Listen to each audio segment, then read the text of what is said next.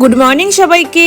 ছোট ছোট আশা তোমাদের ভালোবাসা নিয়ে আজকে ব্লগটা শুরু করছি। আমি বৃষ্টি, আমার ছোট্ট পরিবারে তোমাদেরকে ওয়েলকাম, অনেক অনেক ভালোবাসা। চিনির তো স্কুল খুলে গেছে, আর এই চিনির স্কুল খোলার পরে আমার কিন্তু দায়িত্বটা আরো বেশি বেড়ে গেছে, জানো তো। সকাল সকাল ঘুম থেকে উঠতে হবে, রান্না করতে হবে, চিনিকে রেডি করে স্কুলে নিয়ে যেতে হবে, এই একটা বড় দায়িত্ব। তো সেটার জন্য সকাল সকাল ঘুম থেকে উঠতে হবে। আর আজকে আমার অ্যালার্ম বাজার আগেই আমি ঘুম থেকে উঠে পড়েছি, জানো তো। মানে একটা চিন্তা থাকে যে সকালবেলা উঠে রান্না বান্না করে চিনির টিফিন বানিয়ে তারপরে স্কুলে নিয়ে যেতে হবে।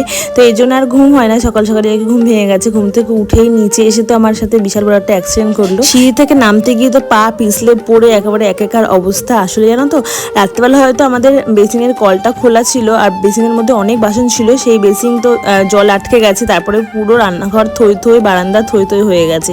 তারপরে সেগুলো পরিষ্কার করে রান্না বান্না করে চিনিকে রেডি করিয়ে তারপরে স্কুলে নিয়ে চলে আসলাম। আর এখন 9টা বাজে। 9টা থেকে চিনির স্কুল, 9টা থেকে 10:30 পর্যন্ত। তো এই যে দেখো, আমরা এখন স্কুলের সামনে বসে আছি। আর আজকেও কিন্তু চিনির যেহেতু সেকেন্ড ডে স্কুল, আর ওর জন্য কিন্তু দেখো আবার একটা মিকি মাউস এসেছে। তো আমাদের সাথে একটু হাই হ্যালো করে দিয়ে গেল। আর একটু অপেক্ষা করছি যে চিনি কখন ছুটি হবে।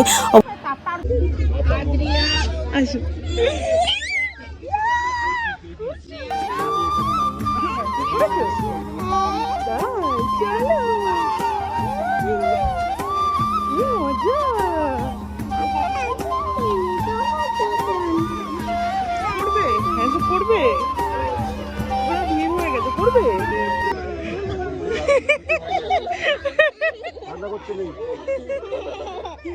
চলো চলো চলো, ছোট্ট বাচ্চা, ছোট্ট বাচ্চা।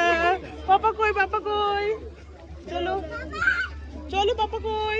ও যে আমায় দেবে, ব্যাগটা দাও। চলো গো, চলো চলো চলো চলো।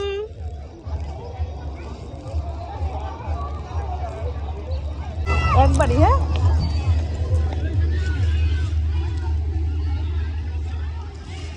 চলো এবার। চলো, খাবে? খেয়েছো? টিফিনটা খেয়েছো? হ্যাঁ, আচ্ছা হাই ফাই তাহলে। চলো, পাপা কোন দিকে? ওই দে, চলো চলো, আবার কালকে এসে মাম্মা। চিনির আজকে সেকেন্ড ডে স্কুল ছিল, চিনির স্কুল হয়ে গেছে। আর তারপরে এদিকে পার্কে এসে একটু দোলটা চড়ছিল, তো আসতেই চাইছিল না। তারপরে আমি যেই বললাম মামা আমি চলে যাচ্ছি, তারপরে দেখো দৌড়ে কিন্তু চলে এলো। তারপরে এই যে এখন গল্প হচ্ছে যে চিনি কি স্কুলে আজকে কি কি পড়েছে, সেটা আর কি মা আর বাবাকে বলছে। কি কি করেছে বাবা?